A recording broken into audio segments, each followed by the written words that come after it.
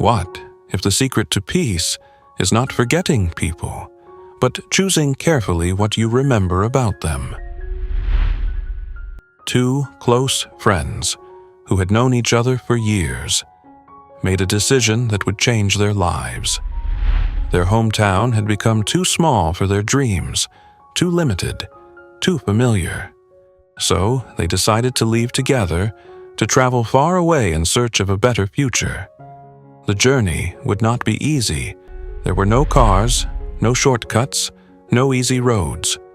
Only long paths, dusty roads, and each other. But that did not scare them, because friendship, when it is real, makes difficult roads feel shorter. And so, on the morning they had promised, they began walking. At first, everything felt light. They laughed, shared stories, talked about the future, about the lives they hoped to build, the people they wanted to become.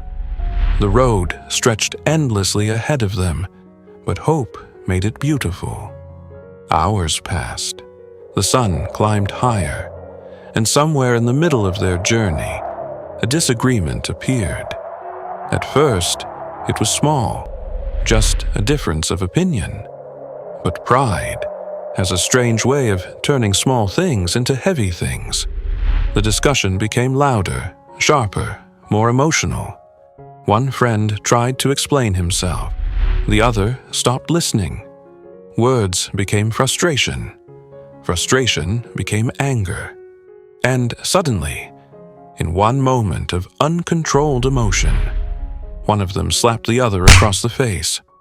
Silence. The sound echoed louder than the argument itself.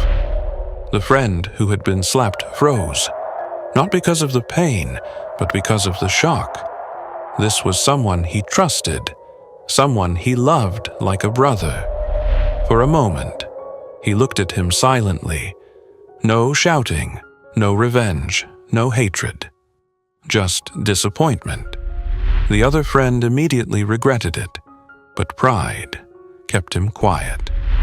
And so, without another word, they continued walking. The atmosphere had changed. The road now felt heavier, longer, colder. Eventually, they stopped beneath the shade of a tree to rest and eat. The friend who had been slapped looked down at the sand beside him. Then slowly, with his finger, he wrote, "Today, my friend slapped me." The wind moved gently across the sand. The other friend watched quietly, but said nothing. After resting, they continued their journey once again. Hours later, as sunset painted the sky orange and gold, they reached a wide river. The water moved fast, the current stronger than expected. But they had no choice. To continue forward, they had to cross. Step by step, they entered the river. The water rose higher around them. Their bags became heavy, their bodies tired. Halfway through, something happened. The friend who had been slapped earlier lost his footing. His exhausted body collapsed into the current. Suddenly, the river began dragging him away. He struggled to breathe. The water pulled harder. Panic filled his eyes. And without hesitation, the other friend threw away everything he was carrying, his bags, his belongings, everything, and jumped toward him. The current fought against him, but he kept reaching, until finally he grabbed his friend's arm. With all his strength, he pulled him back. Together, soaked and breathless, they reached the other side of the river. For a moment, neither spoke. Then suddenly, they embraced. Not because the argument had disappeared, but because something greater had become more important. Life, friendship, love. The friend whose life had been saved looked around quietly, then walked toward a large rock nearby. Using a sharp stone, he carefully carved these words, "Today, My dear friend saved my life. The other friend watched him curiously, then asked, "When I hurt you, you wrote it in the sand, but now you carve this into stone. Why?"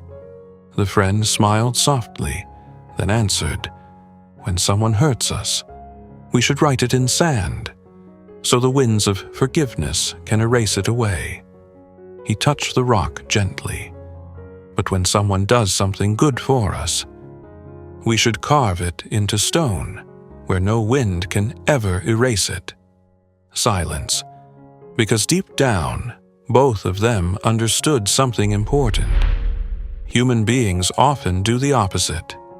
We remember pain forever, but forget kindness quickly. One insult can stay in our minds for years, while 1,000 acts of love are ignored like they never happened. Life is like a giant white canvas, but many people spend their entire lives staring only at the black dot, the mistake, the insult, the betrayal, and because of that, they miss all the white space around it, the kindness they received, the love they were given, the people who stood beside them. No relationship survives without forgiveness. No friendship survives without remembering goodness more than pain. And no peaceful life is possible if hatred becomes stronger than love. Because what you choose to remember eventually becomes the direction of your life. Choose love over hate, light over darkness. Gerald Jampolsky. Forgiveness does not change the past, but it enlarges the future. Paul Bose. Holding on to anger is like drinking poison and expecting the other person to die. Gautama Buddha. Love and compassion are necessities, not luxuries. Dalai Lama. In the end, people will forget your words, but never how you made them feel. Maya Angelou. So ask yourself, what are you writing in stone that should have been written in sand?